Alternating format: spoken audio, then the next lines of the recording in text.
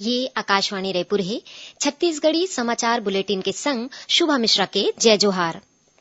राष्ट्रीय आदिवासी नृत्य महोत्सव के दूसरैया दिन आने आने राज्य के लोक कलाकार मन हा बिहाव, पारंपरिक तिहार, अनुष्ठान और कृषि ले जुड़े लोक नृत्य के सुंदर प्रस्तुति दिन रायपुर के साइंस कॉलेज मैदान में आयोजित ए महोत्सव में आज गुजरात के वसावा, आंध्र प्रदेश के ढिंसा, त्रिपुरा के ममिता, झारखंड के पायका, तमिलनाडु के टोडा, राजस्थान के गवरी और छत्तीसगढ़ के हुल्की नृत्य के प्रस्तुति आकर्षण के केंद्र रही। उहे मंझनिया श्रीलंका, थाईलैंड और मालदीव ले आए कलाकार गैर सांस्कृतिक प्रस्तुति दिन संगे संग गुजरात के राठवा नृत्य, हिमाचल प्रदेश के किन्नौरा, पश्चिम बंगाल के संथाली, मध्य प्रदेश और कर्नाटक राज्य के कलाकार मन अपन अपन लोक नृत्य के प्रस्तुति दिन। इखर अलावा उड़ीसा, बिहार, सिक्किम, अंडमान निकोबार, तेलंगाना, त्रिपुरा, उत्तराखंड और छत्तीसगढ़ के कलाकार मन आज सुंदर प्रस्तुति दिन। रात 8 बजे के बाद बांग्लादेश, युगांडा और बेलारूस ले आए कलाकार मन हा गैर सांस्कृतिक कार्यक्रम प्रस्तुत करही। खबर के मुताबिक ए 3 दिवसीय आदिवासी नृत्य महोत्सव के काली 29 दिसंबर के समापन हुई। समापन समारोह में सांसद अधीर रंजन चौधरी मुख्य अतिथि हुई। कार्यक्रम के अध्यक्षता मुख्यमंत्री भूपेश बघेल करही। ए दौरान विजेता प्रतिभागी मन ला पुरस्कार वितरण घलो करे जाही। प्रधानमंत्री नरेंद्र मोदी हा आकाशवाणी ले मन की बात कार्यक्रम में काली बिहनिया 11 बजे देश विदेश के लोगन मन ले अपन विचार साझा करही। ए मासिक रेडियो कार्यक्रम के 60वां कड़ी होही। प्रधानमंत्री हा लोगन मन ले कार्यक्रम बर अपन सुझाव भेजे बर कहे हे। मन की बात कार्यक्रम आकाशवाणी और दूरदर्शन के सबो नेटवर्क में और AIR न्यूज वेबसाइट www.newsonair.com और news on AIR mobile app में प्रसारित होही। ए आकाशवाणी, दूरदर्शन समाचार, प्रधानमंत्री कार्यालय और सूचना प्रसारण मंत्रालय के YouTube चैनल में घलो उपलब्ध रही। आकाशवाणी ले हिंदी प्रसारण के तुरते बाद क्षेत्रीय भाषा में एखर प्रसारण करे जाही।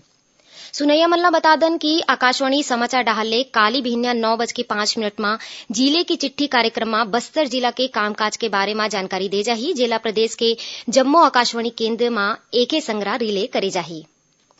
युवा कैरियर निर्माण योजना के तहत राज्य लोक सेवा आयोग डाहर ले आयोजित परीक्षा में छात्र मन के सुघ्घर प्रदर्शन बर चुनिंदा छात्र मन ला कोचिंग दे जाथे। कोचिंग बर पात्र अभ्यर्थी मन के चयन बर काली 29 दिसंबर के रायपुर में परीक्षा आयोजित करे गए हे। पुरुष अभ्यर्थी बर ए परीक्षा सड्ढू स्थित प्रयास बालक आवासीय विद्यालय और महिला अभ्यर्थी बर प्रयास बालिका आवासीय विद्यालय में ले जाही। परीक्षा के समय मंझनिया 12 बजे ले 2 बजे तक रही। अभ्यर्थी मन ला बिहनिया 10 बजे परीक्षा केंद्र में पहुंचना होही।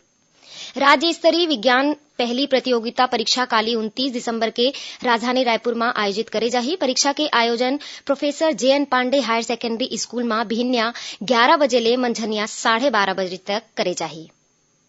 प्रदेश के स्कूली छात्र मन ला राष्ट्रीय स्तर के प्रतियोगी परीक्षा में अच्छा प्रदर्शन बर स्कूल शिक्षा विभाग हा सबो शासकीय विद्यालय मन में कार्यक्रम तैयार करे के दिशा निर्देश दीन है। एकर आयोजन काली 29 दिसंबर के 4 जनवरी तक करे जाही। एकर तहत कक्षा 3वीं, 5वीं और 8वीं बर स्कूल ले जुड़े आकलन तैयार करे जाही। छत्तीसगढ़ के फिल्म कलाकार नत्थू दादा के आज निधन हो गए। उखर निधन में मुख्यमंत्री भूपेश बघेल हा दुख प्रकट करत दिवंगत आत्मा के शांति बर ईश्वर ले प्रार्थना करे हे। खबर के मुताबिक दिवंगत नत्थू दादा रामटेके राजनांदगांव जिला के रहिया रहीस। ओमन करीबन 150 से अधिक हिंदी फिल्म में नामी कलाकार मन संग काम करे रहीन। प्रदेश में आजकल जोरदरहा जाड़ पड़त है, जेखर चलत राज्य सरकार हा शीतलहर और पाला के स्थिति बने में ओखर ले बचाव के सबो जरूरी उपाय सुनिश्चित करे बर किहिन है। ए संबंध में राजस्व और आपदा प्रबंधन विभाग हा सबो संभाग आयुक्त, कलेक्टर और मुख्य जिला चिकित्सा अधिकारी मन ला पत्र जारी करके दिशा निर्देश दीन है।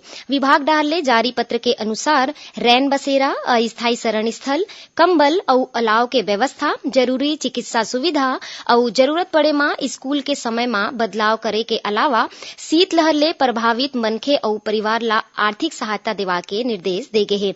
पत्र में शीतलहर के प्रकोप और बचाव बर यूनिसेफ, रेड क्रॉस सोसाइटी और अशासकीय संगठन ले जरूरी मदद ले बर घलो कहे गए हैं। एकरे संग छत्तीसगढ़ी समाचार बुलेटिन इहे सिरावत है। जय जोहार।